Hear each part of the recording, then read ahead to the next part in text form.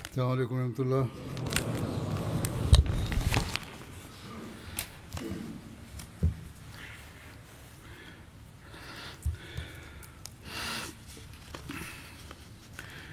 أشهد أن لا إله إلا الله وحده لا شريك له وأشهد أن محمدا عبده ورسوله أما بعد فأعوذ بالله من الشيطان الرجيم بسم الله الرحمن الرحيم الحمد لله رب العالمين الرحمن الرحيم مالك يوم الدين إياك نعبد وإياك نستعين اهدنا الصراط المستقيم صراط الذين أنعمت عليهم غير المغضوب عليهم ولا الضالين.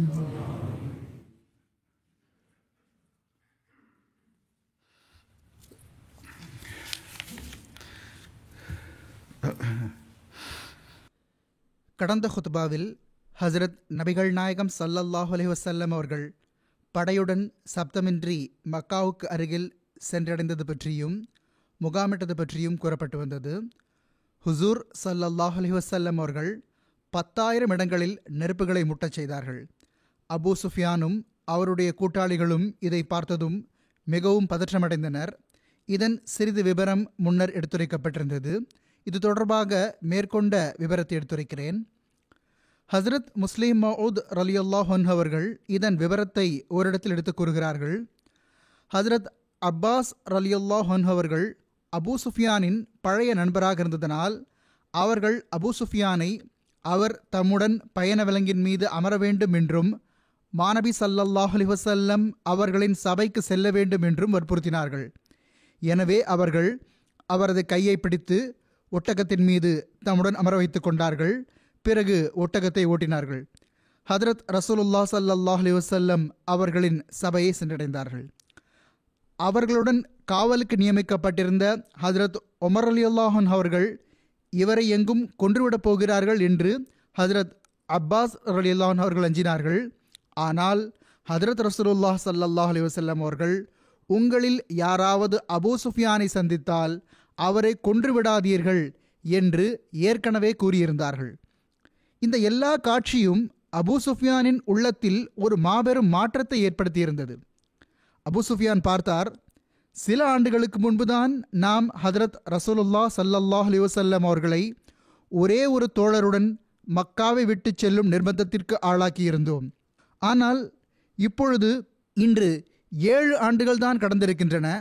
அதற்குள் அன்னார் 10,000 பரிசுத்தவான்களுடன் அநீதி இழைக்காமலும் வரம்பு மீறாமலும் மக்காவின் மீது ஆகுமான முறையில் தாக்குதல் தொடுத்துள்ளார்கள். இதை தடுத்து நிறுத்த மக்கத்தினரிடம் ஆற்றலில்லை. ஆக ஹஸ்ரத் ரசூலுல்லாஹ் ஸல்லல்லாஹு அலைஹி வஸல்லம் அவர்களின் சபையை சென்றடைவதற்குள் இந்த சிந்தனைகள் காரணமாக சிறிதும் அச்சம் மற்றும் பீதியின் காரணமாக சிறிதும் என அபூ சுஃபியான் திகைத்து போயிருந்தார். கண்ணியத்திற்குரிய தூதர் ஸல்லல்லாஹு அலைஹி வஸல்லம் அவர்கள் அவரது இந்த நிலையை கண்டதும் ஹஜ்ரத் அப்பாஸ் ரலியல்லாஹு அன்ஹு அவர்களிடம், அபூ சுஃபியானை உம்முடன் அழைத்துச் செல்லுங்கள், இரவு உம்முடன் வைத்து கொள்ளுங்கள், காலையில் இவரை என்னிடம் அழைத்து வாருங்கள் என்று கூறினார்கள். எனவே அபூ சுஃபியான் இரவில் ஹஜ்ரத் அப்பாஸ் ரலியல்லாஹு அன்ஹு அவர்களுடன் இருந்தார்.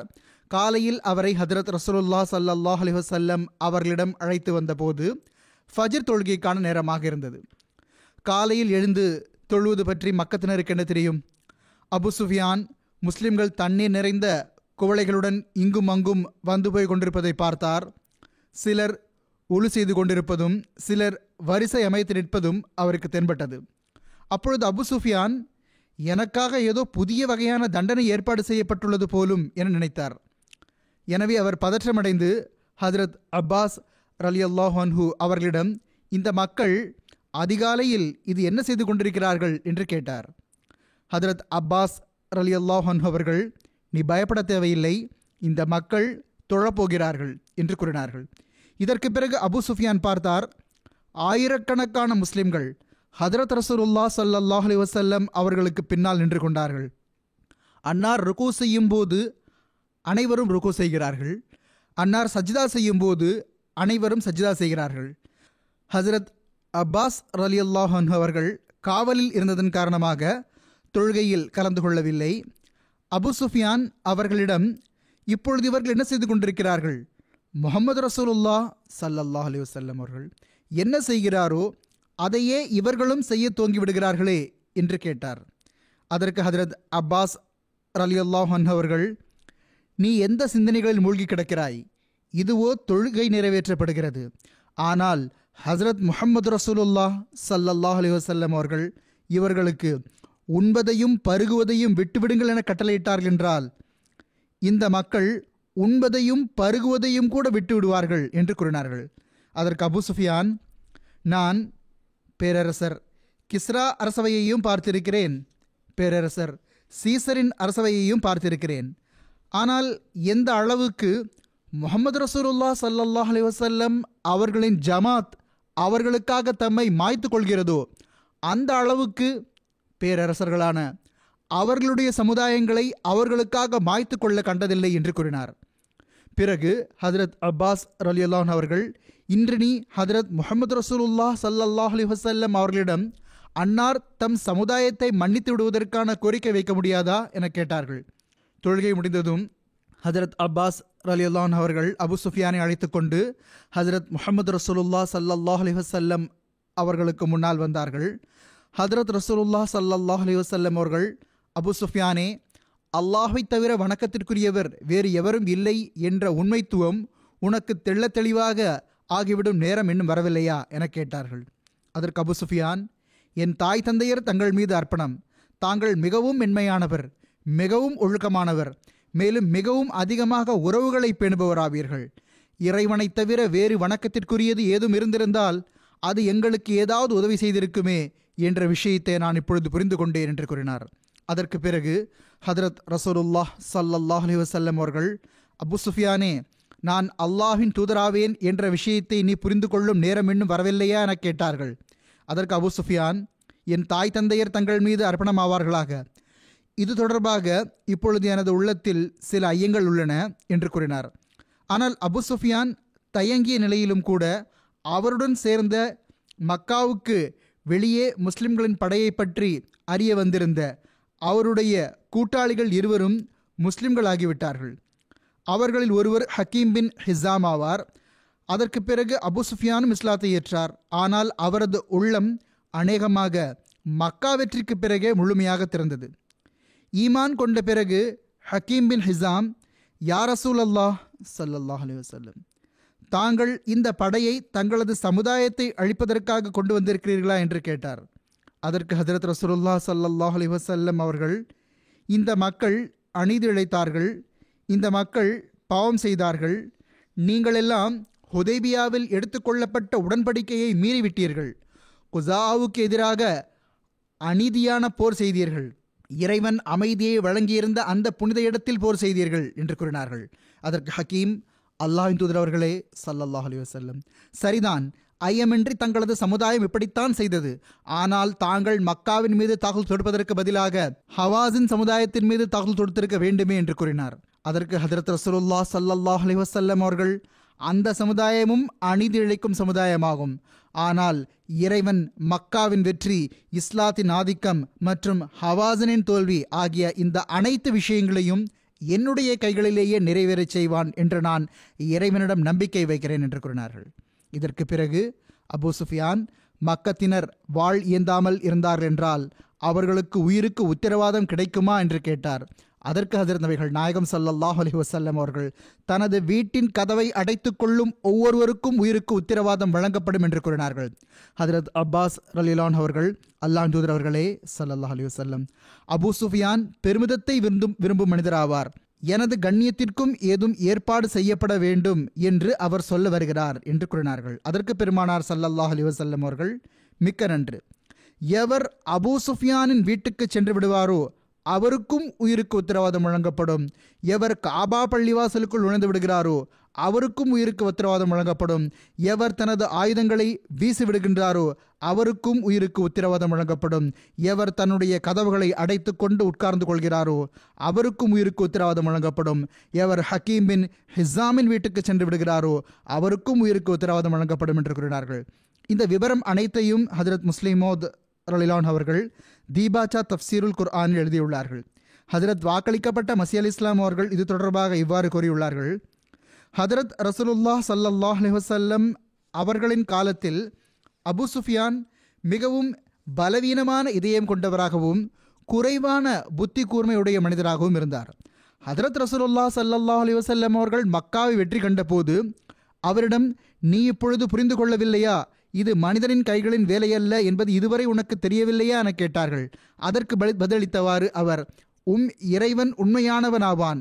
இந்த சிலைகளிடத்தில் ஏதாவது ஆற்றல் இருந்திருந்தால் இவை இப்பொழுது எங்களுக்கு உதவி செய்திருக்கும் என்பது இப்பொழுது புரிந்துவிட்டது என்று கூறினார்.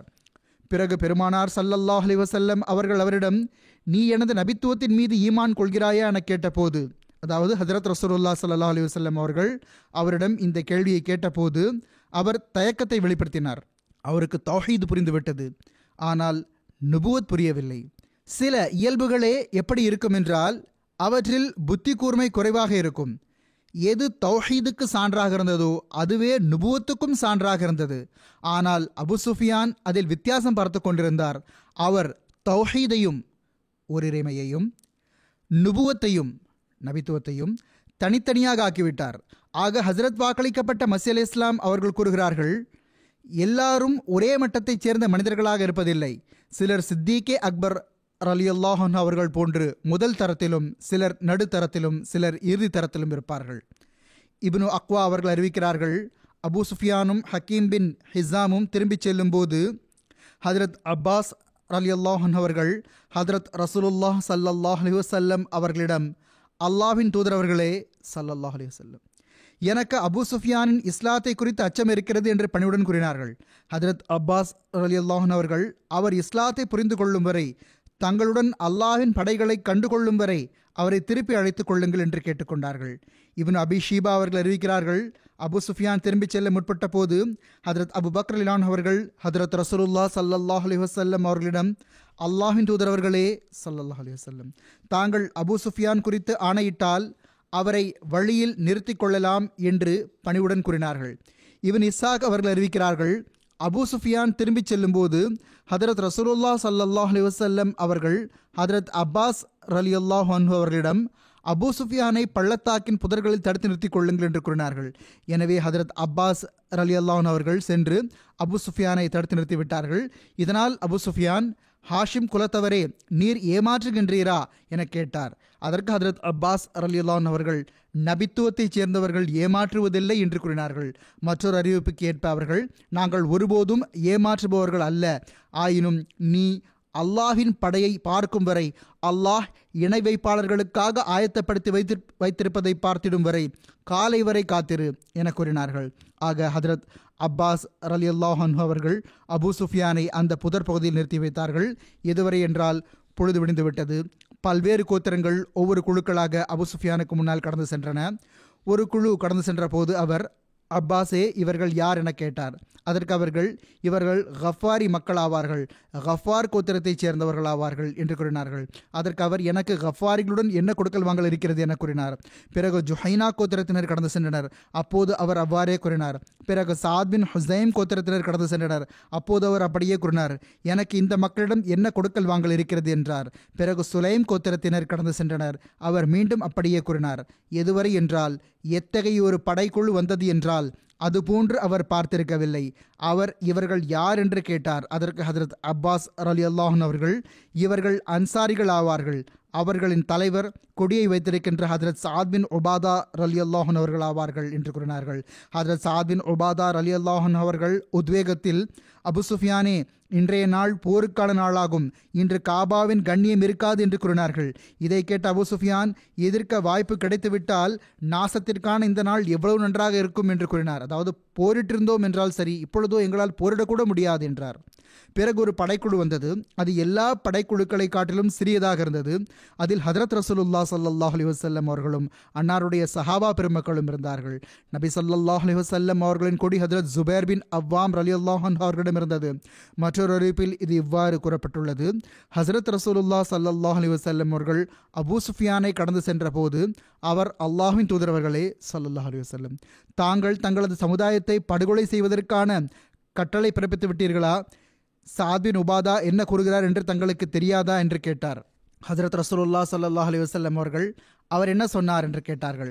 அபூ சுஃபியான், அவர் இப்படியெல்லாம் சொல்லிக் கொண்டிருந்தார்: நான் தங்களுக்கு தங்களது சமுதாயம் குறித்து அல்லாஹுக்காக கேட்டுக்கொள்கிறேன், தாங்கள் எல்லா மக்களையும் விட தூய்மையானவர் ஆவீர்கள், இரத்த உறவுகளை பேணுபவரும் கருணை புரிபவரும் ஆவீர்கள் என்று கூறினார். அதற்கு ஹஜரத் ரசூலுல்லாஹ் ஸல்லல்லாஹு அலைஹி வஸல்லம் அவர்கள், சாது தவறாக கூறியுள்ளார். இன்றைய நாளோ கருணைக்கான நாளாகும். இன்று அல்லாஹ் காபாவுக்கு கண்ணியம் வழங்கிவிடுவான், மேலும் அல்லாஹ் குறைஷியர்களுக்கு உண்மையான கண்ணியத்தை வழங்கிடுவான் என்று கூறினார்கள். இப்னு இஸ்ஹாக் இவ்வாறு எழுதியுள்ளார்கள்: ஹதரத் சாத் ரலியல்லாஹு அவர்கள் கூறியதை முஹாஜிர்களில் யாரோ ஒருவர் கேட்டுவிட்டார். இந்த நிகழ்வை இப்னு ஹிஷாம் இவ்வாறு எடுத்து கூறியிருக்கிறார்கள்: அதை கேட்டவர் ஹதரத் உமர் ரலியல்லாஹு அவர்கள் ஆவார்கள். அவர்கள், அல்லாஹ்வின் தூதர் அவர்களே ஸல்லல்லாஹு அலைஹி வஸல்லம், நாம் அமைதியான சூழலில் நிலை பெற்றிருக்கவில்லை. ஹதரத் சாத் அவர்கள் குறைஷியர்கள் மீது தாக்குதல் தொடுத்து விடலாம் என்று கூறினார்கள். இரண்டாவது அறிவிப்புக்கு ஏற்ப இந்த விஷயத்தை ஹதரத் அப்துர் ரஹ்மான் பின் அவுஃப் ரலியல்லாஹு அவர்களும் ஹதரத் உஸ்மான் ரலியல்லாஹு அவர்களும் கூறினார்கள். ஹதரத் ரசூலுல்லாஹ் ஸல்லல்லாஹு அலைஹி வஸல்லம் அவர்கள் ஹதரத் சாத் ரலியல்லாஹு அவர்களை நோக்கி செய்தி அனுப்பினார்கள். அவர்களிடமிருந்து கொடியை வாங்கி அவர்களின் மகன் கைஸுக்கு வழங்கிவிட்டார்கள். அதன் விபரத்தை ஹதரத் முஸ்லிம் மௌத் ரலியல்லாஹு அவர்களும் வரலாற்று நூல்களில் இருந்து எடுத்துக் கூறியுள்ளார்கள். அன்னார் கூறுகிறார்கள்: இந்த படை அபூ சுஃபியானை கடந்து சென்று கொண்டிருந்த போது அன்சாரிகளின் தளபதி சாத் பின் உபாதா அவர்கள் அபூ சுஃபியானை பார்த்து, இன்று இறைவன் வாளின் வலுவால் மக்காவில் நுழைவதை எங்களுக்கு ஆகுமானதாக ஆக்கிவிட்டான். இன்று குறைஷிய சமுதாயம் இழிவுபடுத்தப்படும் என்று கூறினார்கள். ஹதரத் ரசூலுல்லாஹ் ஸல்லல்லாஹு அலைஹி வஸல்லம் அவர்கள் அபூ சுஃபியானை கடந்து சென்ற போது அவர் உரத்த குரலில், அல்லாஹ்வின் தூதரவர்களே ஸல்லல்லாஹு அலைஹி வஸல்லம், தாங்கள் தங்களது சமுதாயத்தை கொல்ல அனுமதி வழங்கிவிட்டீர்களா? இப்பொழுதுதான் அன்சாரிகளின் தலைவரான சாதும் அவருடைய தோழர்களும் இப்படியெல்லாம் கூறிக்கொண்டிருந்தார்கள். அவர்கள் எல்லாரும் உரத்த குரலில், இன்று போர் நடக்கும், மக்காவின் கண்ணியமின்றி எங்களை போரிடுவதிலிருந்து தடுத்து வைக்க முடியாது, குறைஷியர்களை நாங்கள் இழிவுபடுத்தியே தீருவோம் என்று கூறினார்கள். அல்லாஹ்வின் தூதர் அவர்களே ஸல்லல்லாஹு அலைஹி வஸல்லம், தாங்களோ உலகில் எல்லாரையும் விட அதிகம் நல்லவரும், எல்லாரையும் விட அதிகம் கருணையாளரும், எல்லாரையும் விட அதிகம் உறவுகளை பேணக்கூடிய மனிதருமாவீர்கள். உங்களுடைய சமுதாயத்தின் அநீதிகளை இன்று மறந்துவிட மாட்டீர்களா என்று கேட்டார். அபூ சுஃபியானின் இந்த முறையீட்டையும் கோரிக்கையையும் கேட்டதும் மக்காவின் வீதிகளில் அடியும் உதையும் வாங்கிய வீடு வாசல்களையும் சொத்து பத்துகளையும் விட்டும் அகற்றப்பட்ட அந்த முஹாஜிர்கள் கூட துடித்து போனார்கள். அவர்களுடைய உள்ளங்களிலும் கூட மக்கத்தினருக்காக கருணை பிறந்து விட்டிருந்தது. அவர்கள் கூறினார்கள்: யா ரசூலல்லாஹ் ஸல்லல்லாஹு அலைஹி வஸல்லம், அன்சாரிகள் மக்கத்தினரின் கொடுமைகள் பற்றிய நிகழ்வுகளை குறித்து கேள்விப்பட்டதன் காரணமாக இன்று அவர்கள் குறைஷியர்களோடு எப்படி நடந்து கொள்வார்கள் என்று நமக்கு தெரியாது என்று கூறினார்கள். அதற்கு ஹதரத் ரசூலுல்லாஹ் ஸல்லல்லாஹு அலைஹி வஸல்லம் அவர்கள், அபூ சுஃபியான், சாது தவறாக கூறியுள்ளார். இன்று கருணைக்கான நாளாகும். இன்று அல்லாஹ் குறைஷியர்களுக்கும் காபா ஆலயத்துக்கும் கண்ணியம் வழங்கப் போகிறான் என்று கூறினார்கள். பிறகு ஹுசூர் ஸல்லல்லாஹு அலைஹி வஸல்லம் அவர்கள் ஒரு மனிதரை ஹதரத் சாத் ரலியல்லாஹு அவர்களை நோக்கி அனுப்பினார்கள். மேலும், உமது கொடியை மகன் கைஸிடம் கொடுத்து விடுவீராக, அவர் உமது இடத்தில் அன்சாரிகளின் படைக்கு தளபதியாக இருப்பார் என்று கூறி அனுப்பினார்கள். இவ்வாறு பெருமானார் ஸல்லல்லாஹு அலைஹி வஸல்லம் அவர்கள் மக்கத்தினரின் உணர்வுகளையும் கருத்தில் கொண்டார்கள், அன்சாரிகளின் உள்ளங்களுக்கும் பெருந்துயரம் ஏற்படுவதை விட்டும் பாதுகாத்து வைத்தார்கள். மேலும் ஹதரத் ரசூலுல்லாஹ் ஸல்லல்லாஹு அலைஹி வஸல்லம் அவர்களுக்கு ஹதரத் கைஸ் ரலியல்லாஹு அவர்கள் மீது முழு நம்பிக்கையும் இருந்தது. ஏனெனில் ஹதரத் கைஸ் ரலியல்லாஹு அவர்கள் மிகவும் ஒழுக்கமான இயல்பை கொண்ட இளைஞராக இருந்தார்கள். எந்த அளவுக்கு ஒழுக்கமான நபர் என்றால், வரலாற்றில் இவ்வாறு எழுதப்பட்டுள்ளது: அவர்களின் வஃபாத்துக்கு அருகில் சில மக்கள் இவர்களை நலம் விசாரிக்க வந்து சிலர் வராத போது இவர்கள் தம் நண்பர்களிடம், என்னை அறிந்தவர்கள் சிலர் என்னை நலம் விசாரிக்க வராததற்கு என்ன காரணம் என்று கேட்டார்கள். அதற்கு இவர்களுடைய நண்பர்கள், தாங்கள் மிகவும் செல்வம் படைத்த நபராவீர்கள், தாங்கள் ஒவ்வொருவருக்கும் அவருடைய துன்ப வேளையில் கடன் கொடுத்து விடுகிறீர்கள், நகரத்தின் பல மக்கள் தங்களிடம் கடன் பெற்றிருக்கிறார்கள், இதனால்தான் அவர்கள் எல்லாரும் ஒருவேளை தங்களுக்கு தேவை ஏற்படலாம், தாங்கள் அவர்களிடம் பணத்தை திருப்பி கேட்டிடலாம் என நினைத்து தங்களை நலம் விசாரிக்க வரவில்லை என்று கூறினார்கள். அதற்கு இவர்கள், ஆஹா, என் நண்பர்களுக்கு தேவையில்லாமல் துன்பம் ஏற்பட்டுள்ளது, கைஸின் கடன் யார் மீதெல்லாம் இருக்கிறதோ அது அவருக்கு மன்னிக்கப்பட்டு விட்டது என்று என் சார்பாக நகரம் முழுவதிலும் அறிவிப்பு செய்திருங்கள் என்று கூறினார்கள். இதனால் எவ்வளவு அதிகமான மக்கள் இவர்களை நலம் விசாரிக்க வந்தார்கள் என்றால், இதனால் அவர்களின் வீட்டு படிகள் உடைந்து விட்டன. இப்னு அபி ஷீபா இவ்வாறு அறிவித்துள்ளார்கள்: ஹஜ்ரத் அப்பாஸ் ரலியல்லாஹு அன்ஹு அவர்கள், யா ரசூலல்லாஹ் ஸல்லல்லாஹு அலைஹி வஸல்லம், தாங்கள் எனக்கு அனுமதி அளித்தால் நான் மக்கத்தினரிடம் செல்கிறேன், மேலும் அவர்களுக்கு அழைப்பு விடுக்கிறேன். தாங்கள் அவர்களுக்கு உயிருக்கு உத்தரவாதம் வழங்கிவிடுங்கள் என்று கேட்டுக்கொண்டார்கள். ஆக அவர்கள் ஹதரத் ரசூலுல்லாஹ் ஸல்லல்லாஹு அலைஹி வஸல்லம் அவர்களின் ஷாபா எனும் வெள்ளை நிற கோவேறு கழுதையின் மீது ஏறி புறப்பட்டார்கள். அவர்கள் மக்காவில் நுழைந்தார்கள். அவர்கள், மக்கத்தினரே, இஸ்லாத்தை ஏற்றுக்கொள்ளுங்கள், ஈடேற்றம் அடைவீர்கள். உங்களிடம் எவ்வளவு பெரிய படை வந்துள்ளது என்றால் அதை எதிர்ப்பதற்கு உங்களிடம் ஆற்றல் இல்லை என்று கூறினார்கள். ஹதரத் முஸ்லிம் மௌத் ரலியல்லாஹு அவர்கள் எடுத்துரைக்கிறார்கள், படை கடந்து சென்ற பிறகு ஹதரத் அப்பாஸ் ரலியல்லாஹு அன்ஹு அவர்கள் அபூ சுஃபியானிடம் கூறினார்கள்.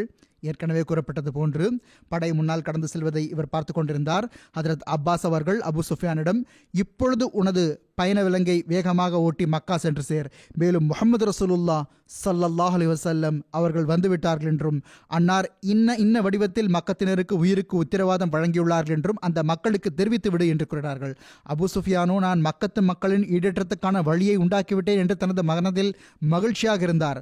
இஸ்லாத்தின் துவக்கத்திலிருந்தே முஸ்லிம்களிடம் உள்ள பகைமையையும் வன்மமும் கொண்டிருக்குமாறு மக்களுக்கு போதித்து வந்த அவரது மனைவி ஹிந்தா, காஃபிராக இருந்தும் கூட உண்மையில் ஒரு வீரமான பெண்மணியாக இருந்த ஹிந்தா முன்னால் வந்தார். வந்து தன் கணவனின் தாடியை பிடித்து கொண்டு, வாருங்கள், இந்த முட்டாள் கிழவனை கொன்றுவிடுங்கள், இவர் உங்களுக்கு செல்லுங்கள், உங்களுடைய உயிர்கள் மற்றும் உங்களுடைய நகரத்தின் கண்ணியத்துக்காக சண்டையிட்டவாறு கொல்லப்படுங்கள் என்று அறிவுரை கூறுவதற்கு பதிலாக உங்களிடம் உயிருக்கு உத்தரவாதத்திற்கான அறிவிப்பு செய்கிறார் என்று மக்கத்தினருக்கு குரல் கொடுக்க துவங்கிவிட்டார். அபூ சுஃபியான் அவரது செயலை கண்டு, முட்டாளே, இது இந்த விஷயங்களை பேசுவதற்கான நேரமில்லை, போய் உனது வீட்டில் ஒளிந்து கொள். நான் எத்தகைய படையை பார்த்து வந்துள்ளேன் என்றால் அந்த படை எதிர்ப்பதற்கான ஆற்றல் முழு அரேபியாவிலும் இல்லை என்று கூறினார். இஸ்லாமிய படை மக்காவில் நுழைந்தது பற்றிய நிகழ்வு எழுதப்பட்டுள்ளது. புகாரியில் ஹசரத் ஒர்வா அவர்கள் இவ்வாறு அறிவிக்கிறார்கள், அன்னார் ஹசரத் ஜுபைர் ரலியல்லாஹு அவர்களுக்கு, மக்காவின் மேற்பகுதியான கஸாவிலிருந்து நுழைந்து விடுங்கள், உங்களது கொடியை ஹுஜூன் பகுதியில் நட்டுவிடுங்கள், மேலும் நான் வரும் வரை இடத்தை விடாதீர்கள் என்று கட்டளையிட்டார்கள். ஹுஜூன் என்பது முஹஸப் பள்ளத்தாக்கை நோக்கி இருக்கும் ஒரு மலையாகும். அது பைத்துல்லாஹ்விலிருந்து 1.5 மைல் தொலைவில் உள்ளது.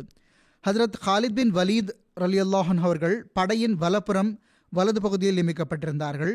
அஸ்லம், சுலைம், கஃபார், முசைனா மற்றும் ஜுஹைனா ஆகிய கோத்திரங்கள் அவர்களது படைக்குழுவில் இருந்தன. ஹஜ்ரத் ரசூலுல்லாஹ் ஸல்லல்லாஹு அலைஹி வஸல்லம் அவர்கள் அவர்களுக்கு கண்ணியத்திற்குரிய மக்காவின் தாழ்வு பகுதியான லீத்தில் இருந்து நுழையுமாறு கட்டளையிட்டார்கள். அன்னார் அவர்களுக்கு அக்கம் பக்கம் உள்ள வீடுகளுக்கு அருகில் கொடியை நடுமாறு கட்டளையிட்டார்கள். ஹதரத் ரசூலுல்லாஹ் ஸல்லல்லாஹு அலைஹி வஸல்லம் அவர்கள் ஹதரத் அபு உபைதா பின் ஜர்ராஹ் ரலியல்லாஹு அன்ஹு அவர்களை காலாட்படைக்கு நியமித்தார்கள். ஹதரத் ரசூலுல்லாஹ் ஸல்லல்லாஹு அலைஹி வஸல்லம் அவர்கள் தம்முடைய அமீர்மார்களுக்கு அவர்கள் எல்லாரும் போர் புரிவதை விட்டும் தம்முடைய கைகளை தடுத்து வைக்குமாறும், போர் புரியக்கூடாது என்றும், அவர்களுடன் சண்டையிடுபவருடன் மட்டும் சண்டையிட வேண்டும் என்றும் ஆணையிட்டிருந்தார்கள். இப்னு இஸ்ஹாக் இவ்வாறு எழுதியுள்ளார், சஃப்வான், இக்ரிமா மற்றும் சுஹைல் ஆகியோர் ஹதரத் ரசூலுல்லாஹ் ஸல்லல்லாஹு அலைஹி வஸல்லம் அவர்களுடன் போர் புரிய மக்களை அழைத்தனர். அவர்கள் மக்களை ஹந்தாவில் ஒன்று திரட்டினார்கள். அது மினாவுக்கு செல்லும் வழியில் மக்காவின் ஒரு பிரசித்தி பெற்ற மலையாகும்.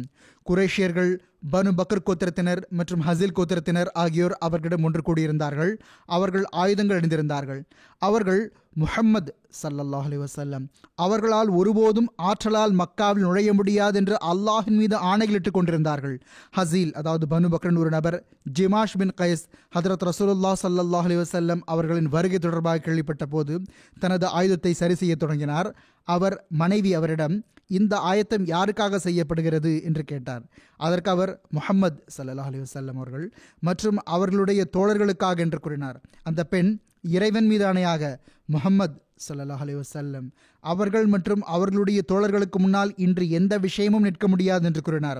புத்திசாலியான பெண்ணாக இருந்தார். ஜிமாஷ் பின் கைஸ் மிகவும் ஆணவத்துடன் பரிகாசமாக, நான் அவர்களில் யாரையாவது ஒருவரை உனக்கு முன் சமர்ப்பிப்பேன் என்று எனக்கு நம்பிக்கை இருக்கிறது என்று கூறினார். அதாவது, முஸ்லிமை அடிமையாக்கி கொண்டு வருவேன், உனக்கு தொண்டு செய்ய உனக்கு ஒரு ஆள் தேவை இருக்கிறது, எனவே உனக்காக அடிமையை கொண்டு வருவேன் என்றார். அந்த பெண், உனக்கு அழிவு உண்டாகட்டும், அப்படி செய்யாதே, முஹம்மது ஸல்லல்லாஹு அலைஹி வஸல்லம் அவர்களுடன் போர் செய்யாதே, இறைவன் மீது ஆணையாக உனது கருத்து சரியானதல்ல, அந்தோ நீ முஹம்மது ஸல்லல்லாஹு அலைஹி வஸல்லம் அவர்களையும் அவர்களுடைய தோழர்களையும் பார்த்திருக்கலாமே என்று கூறினார்.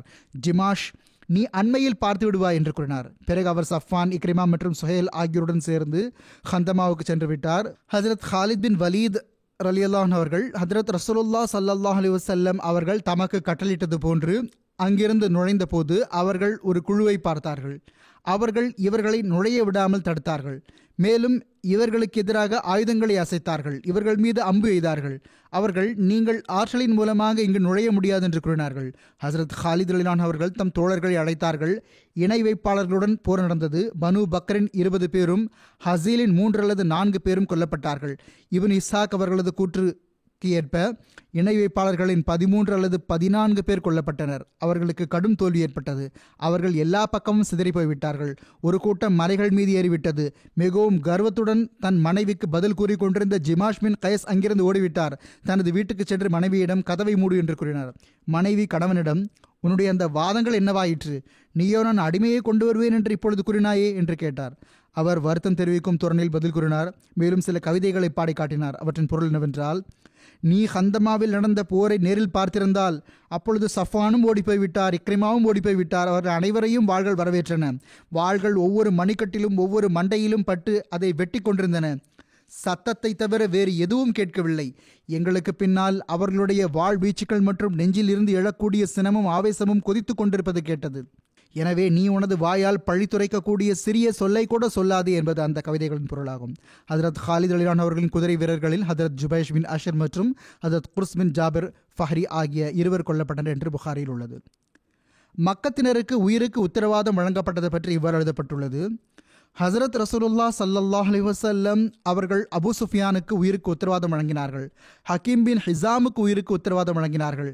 மேலும் அவர்களிடம், எவர் ஆயுதங்களை போட்டு விடுவாரோ அவருக்கு உயிருக்கு உத்தரவாதம் வழங்கப்படும். எவர் தனது வீட்டுக்குள் நுழைந்து கொள்கிறாரோ அவருக்கு உயிருக்கு உத்தரவாதம் வழங்கப்படும். எவர் காபா ஆலயத்தின் வளாகத்திற்குள் சென்று விடுகிறாரோ அவருக்கு உயிருக்கு உத்தரவாதம் வழங்கப்படும். எவர் அபு சுஃபியானின் வீட்டுக்குள் நுழைந்து விடுகிறாரோ அவருக்கு உயிருக்கு உத்தரவாதம் வழங்கப்படும். எவர் ஹக்கீம் பின் ஹிசாமின் வீட்டுக்குள் நுழைந்து விடுகிறாரோ அவருக்கு உயிருக்கு உத்தரவாதம் வழங்கப்படும் என சென்று அறிவித்து விடுங்கள் என்று கூறினார்கள். மக்கத்தினர் உயிருக்கு உத்தரவாதம் பெற்றுக் கொண்டிருக்கும் போது ஹதரத் ரசூலுல்லாஹ் ஸல்லல்லாஹு அலைஹி வஸல்லம் அவர்கள் உயிரை மாய்த்து கொள்ளும் தன் பேரன்பர்களான நன்றியுணர்வுள்ள தோழர்களை மறந்துவிடவில்லை. ஹதரத் ரசூலுல்லாஹ் ஸல்லல்லாஹு அலைஹி வஸல்லம் அவர்களுக்கு நிச்சயமாக சில ஆண்டுகளுக்கு முன்னால் மக்காவின் வீதிகளில் செய்யப்பட்ட அநீதி அக்கிரமம் கூட நினைவுக்கு வந்து கொண்டே இருந்திருக்கும். அந்த பிலாலும் நினைவுக்கு வந்திருப்பார்கள். அவர்களை கயிறுகளால் கட்டி போட்டு இங்கு இதே கற்கள் நிறைந்த வீதிகளில் தரதரவென இழுக்கப்பட்டது. இன்று அந்த பிலால் அந்த வெற்றி படையில் இணைந்திருந்தார்கள். அவர்களுடைய உள்ளத்திலும் சிந்தனையிலும் கூட இழைக்கப்பட்ட அநீதி அக்கிரமத்தின் எல்லா காட்சிகளும் புத்துணர்வு பெற்றிருக்கும். ஹுசூர் ஸல்லல்லாஹு அலைஹி வஸல்லம் அவர்கள் அதற்கு பழி வாங்குவதையும் அவசியம் என கருதினார்கள். மேலும் பெருமானார் ஸல்லல்லாஹு அலைஹி வஸல்லம் அவர்கள் எவ்வளவு அழகாக பழி வாங்கினார்கள். ஹதரத் முஸ்லிம் மோதலானவர்கள் இதை பற்றி இவ்வாறு கூறியுள்ளார்கள்.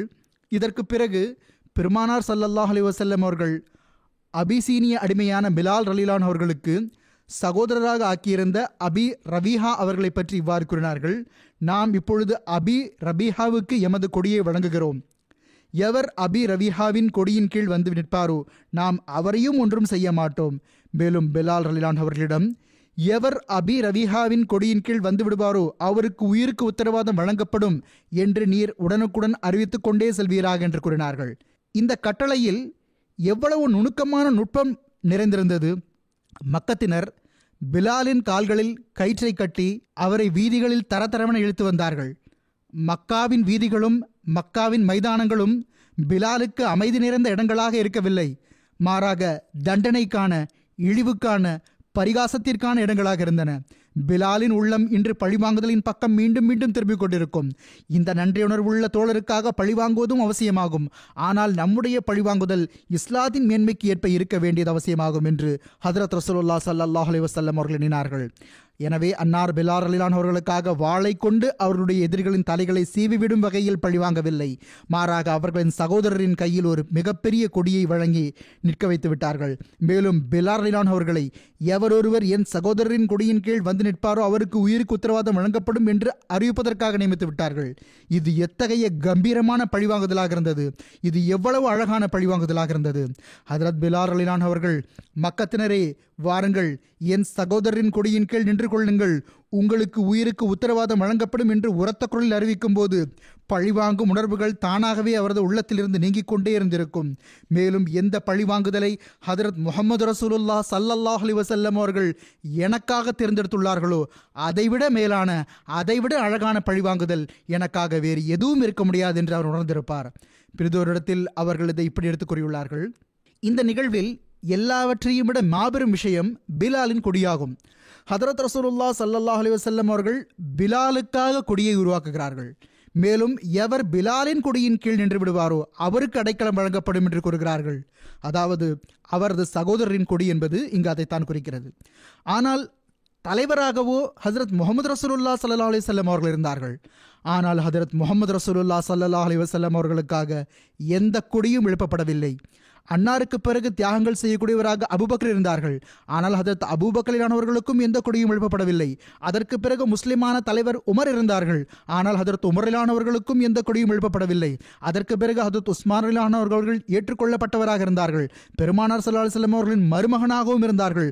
ஆனால் ஹதரத் உஸ்மான் அவர்களுக்கும் எந்த கொடியும் எழுப்பப்படவில்லை. அவர்களுக்கு பிறகு அலி இருந்தார்கள். அவர்கள் பெருமானார் ஸல்லல்லாஹு அலைஹி வஸல்லம் அவர்களின் சகோதரராகவும் இருந்தார்கள்.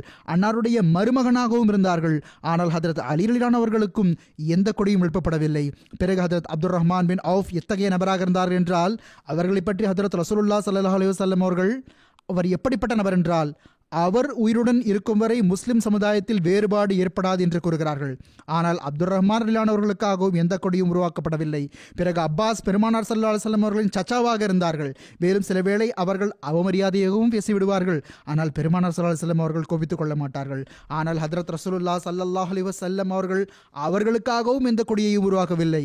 பிறகு அனைத்து தலைவர்களும் உச்சக்கட்ட மனிதர்களும் இருந்தார்கள். ஹாலித் பின் வலீத் அவர்கள் ஒரு தலைவரின் மகனாவார்கள். சுயமே மிகவும் பெயர் போன மனிதராக இருந்தார்கள். அவர்கள் இருந்தார்கள். அமர் பின் ஆஸ் அவர்கள் ஒரு தலைவரின் மகனாவார்கள். இவ்வாறு இன்னும் பெரிய பெரிய தலைவர்களின் மகன்கள் இருந்தார்கள். ஆனால் அவர்களில் எவருக்கும் கொடி உருவாக்கப்படவில்லை. கொடி உருவாக்கப்படுகிறது என்றால் பிலாலுக்காக உருவாக்கப்படுகிறது. ஏன்? இதற்கு என்ன காரணமாக இருந்தது? இதற்கு காரணம் என்னவெனில் காபா ஆலயத்தின் மீது தாக்குதல் தொடுக்கப்பட இருந்த போது எவர்கள் கொல்லப்பட இருக்கிறார்களோ அவர்கள் தம் சகோதரர்கள் ஆவார்கள் என்பதை அபூபக்கர் பார்த்து கொண்டிருந்தார்கள். அவர்கள் தாமும் யா ரசூலல்லாஹ் ஸல்லல்லாஹு அலைஹி வஸல்லம் தங்கள் சகோதரர்களை கொள்வீர்களா என்று கூறிவிட்டார்கள். அவர்கள் அநீதிகளை மறந்து போயிருந்தார்கள். இவர்களின் சகோதரர்கள் ஆவார்கள் என்பதை அறிந்திருந்தார்கள். உமரும் யா ரசூலல்லாஹ் ஸல்லல்லாஹு அலைஹி வஸல்லம் இந்த காஃபிர்களை கொல்லுங்கள் என்றே கூறி வந்தார்கள். ஆனால் பிறகும் பெருமானார் ஸல்லல்லாஹு அலைஹி வஸல்லம் அவர்கள் அந்த மக்களை மன்னிக்க வந்தபோது அவர்கள் தம் உள்ளத்தில் நல்லதாயிற்று, நம் சகோதரர்கள் மன்னிக்கப்பட்டார்கள் என்றே கூறியிருப்பார்கள். உஸ்மானும் அலியும் கூட நம் சகோதரர்கள் மன்னிக்கப்பட்டார்கள், அவர்கள் நம்முடன் கடுமையாக நடந்து கொண்டார்கள் என்றால் என்ன என்றே கூறியிருப்பார்கள். சுயமே ஹதரத் ரசூலுல்லாஹ் ஸல்லல்லாஹு அலைஹி வஸல்லம் அவர்களும் அந்த மக்களை மன்னிக்கும் போது இவர்களின் சச்சாக்களும் இருந்தார்கள், சகோதரர்களும் இருந்தார்கள், இவர்களின் மருமகன், அன்பர்கள், உறவினர்களும் இருந்தார்கள். நான் இவர்களை மன்னித்து விட்டேன் என்றால் நல்லதுதான் ஆகியிருக்கிறது, என் சொந்த உறவினர்கள் தப்பித்துக் கொண்டார்கள் என்றே கருதியிருப்பார்கள். ஒரே ஒரு நபர் தான் இருந்தார். அவருக்கு மக்காவில் எந்த உறவும் இருக்கவில்லை. அவருக்கு மக்காவில் எந்த ஆற்றலும் இருக்கவில்லை. அவருக்கு மக்காவில் எந்த நண்பரும் இருக்கவில்லை. மேலும் அவரது ஆதரவற்ற நிலையில் அவர் மீது எத்தகைய அநீதி இழைக்கப்பட்டது என்றால் அது அபூபக்கர் மீது இழைக்கப்படவில்லை, அலி மீது இழைக்கப்படவில்லை, உஸ்மான் மீதும் இழைக்கப்படவில்லை, உமர் மீதும் இழைக்கப்படவில்லை. இன்னும் சொல்வதாயின் ஹதரத் ரசூலுல்லாஹ் ஸல்லல்லாஹு அலைஹி வஸல்லம் அவர்கள் மீதும் இழைக்கப்படவில்லை. கொதிக்கின்ற சுடும் மணலில் பிலால் வெறும் உடம்போடு படுக்க வைக்கப்படுவார். நீங்கள் பாருங்களேன், வெறுங்காலில் கூட மே அல்லது ஜூன் மாதத்தில் நடந்து போகும்போது இங்கோ வெப்பம் குறைவாக இருக்கிறது. ஆனால் வெப்பமான நாடுகளில் வெறுங்காலில் கூட நடக்க முடியாது. மே மற்றும் ஜூன் ஆகிய மாதங்களிலோ அங்கும் வெயிலில் நெருங்காலில் நடக்க முடியாது. ஆனால் அவரை வெறும் உடம்பாக்கி கொதிக்கின்ற மணலில் படுக்க வைப்பார்கள். பிறகு ஆணிகள் உள்ள காலணிகளை அணிந்து கொண்டு இளைஞர்கள் அவருடைய நெஞ்சின் மீது ஆடுவார்கள். இறைவனை தவிர இன்னும் வணக்கத்திற்குரியவர்கள் இருக்கிறார்கள் என்று சொல். முஹம்மது ரசூலுல்லாஹ் ஸல்லல்லாஹு அலைஹி வஸல்லம் அவர்கள் நவுதுபில்லா பொய்யர் என்று சொல் என்று கூறுவார்கள்.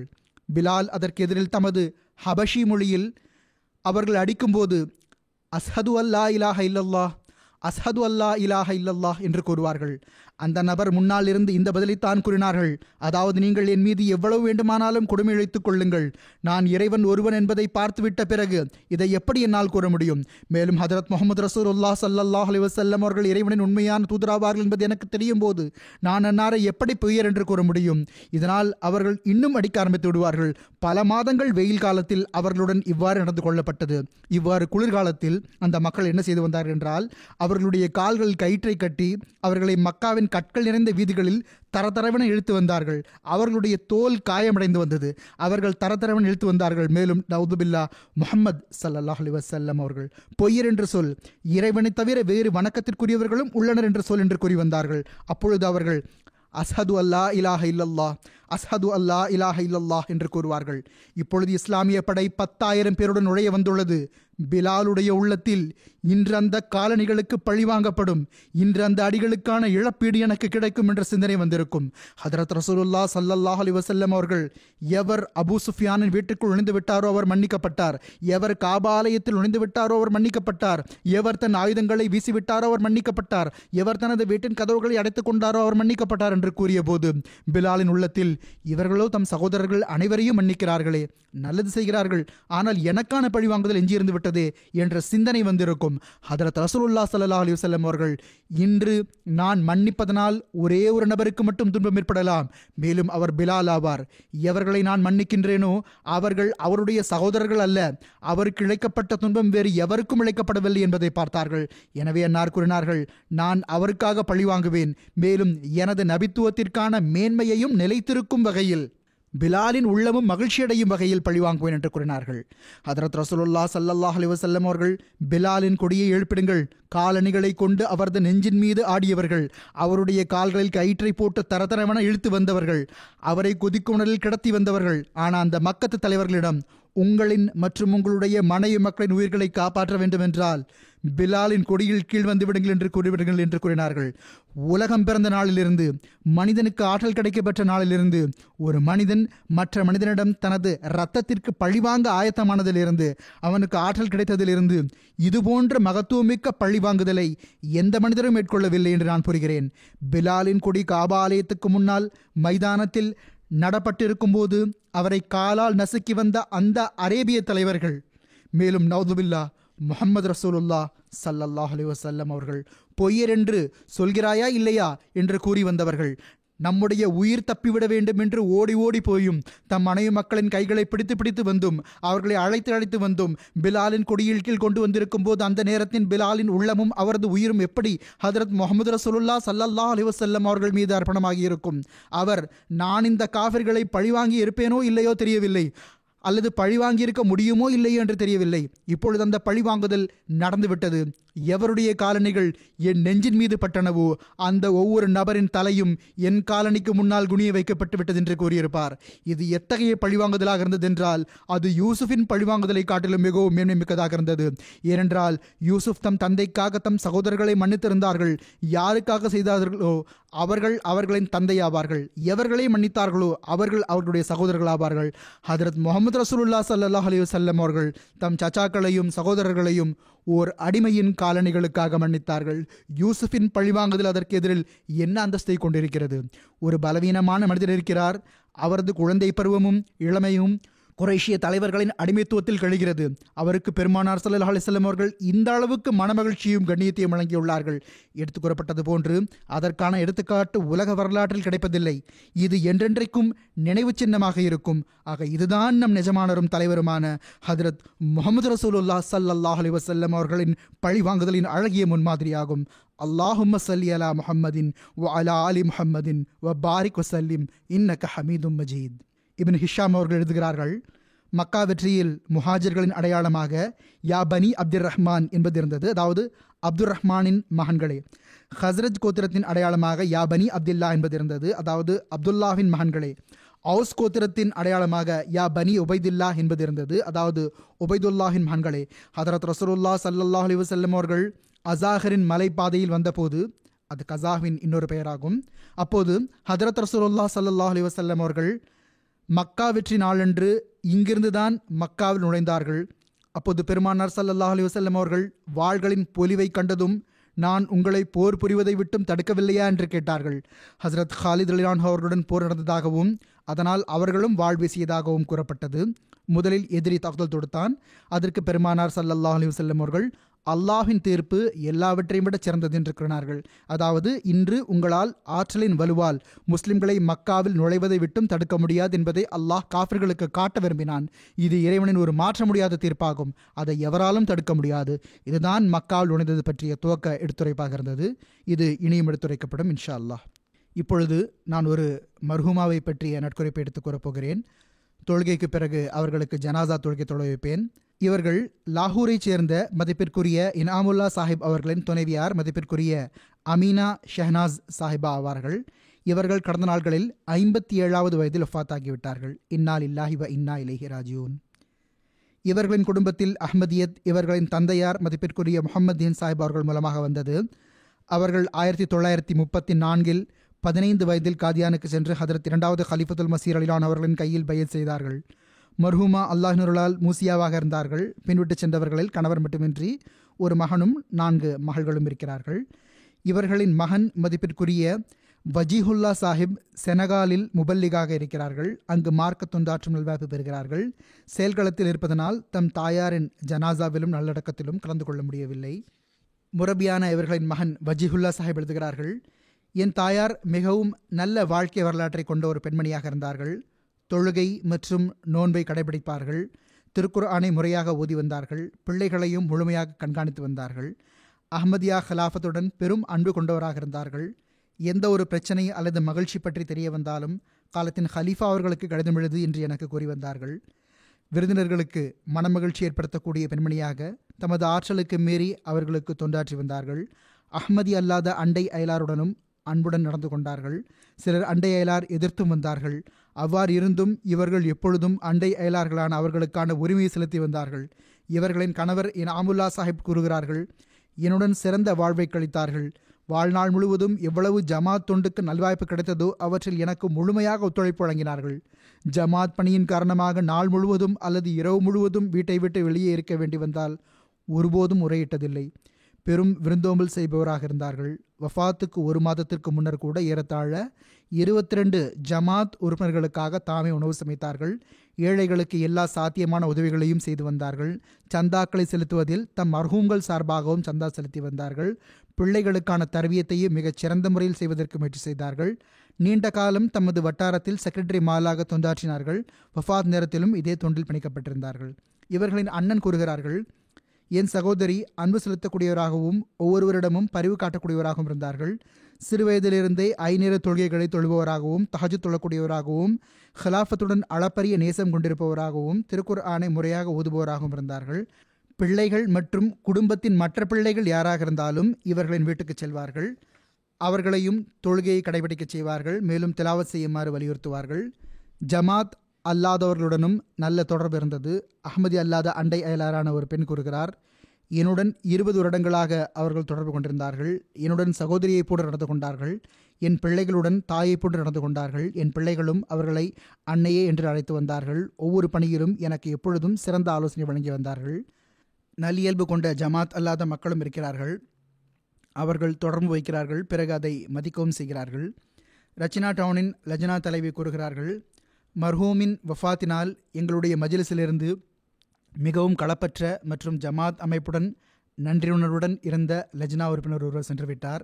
ஏறத்தாழ 20 ஆண்டுகளாக செக்ரட்டரி மாலாக பணியாற்றி வந்தார்கள். மிகவும் களப்பற்ற தன்மையுடன் பணிபுரிந்து வந்தார்கள். ஜமாத் திட்டங்களில் தாமும் அதிகப்படியாக பங்கெடுத்து வந்தார்கள். நிலைமைகள் எப்படி இருந்தாலும் சரி, யாரையும் வெறுங்கையுடன் அனுப்ப மாட்டார்கள். வெயில் காலங்களில் ஒவ்வொரு வெயில் காலத்திலும் என்று இவர்கள் கூறுகிறார்கள். மற்ற பெண் பிள்ளைகளும் எழுதியிருக்கிறார்கள், மகள்களும் எழுதியிருக்கிறார்கள். அதாவது ஒவ்வொரு வாரமும் வியாழக்கிழமை அன்று நோன்பு வைத்து வந்தார்கள். இவர்களின் வீட்டில் ஏதாவது நிகழ்ச்சி வைக்கப்பட்டால் திறந்த மனதோடு அதை ஏற்றுக்கொள்வார்கள். அதற்கு விருந்தோம்பலும் செய்வார்கள். அல்லாஹ் இவர்களுக்கு பாவமன்னிப்பு வழங்கி இவர்களோடு கருணையுடன் நடந்து கொள்வானாக. ஒரு மகன் முரபி ஆவார். நான் அவரை பற்றி கூறியிருந்தேன். செயல்களத்தில் இருக்கிறார். அங்கு இருப்பதன் காரணத்தினால் அவரால் ஜனாசாவில் கலந்து கொள்ளக்கூட முடியவில்லை. எல்லாம் வல்ல அல்லாஹ் அவருக்கும் பொறுமையையும் மனத்துணிவையும் வழங்குவானாக. இந்த பிள்ளைகள் அனைவரையும் அவர்களுடைய துவாக்களுக்கு உரியவர்களாக ஆக்குவானாக.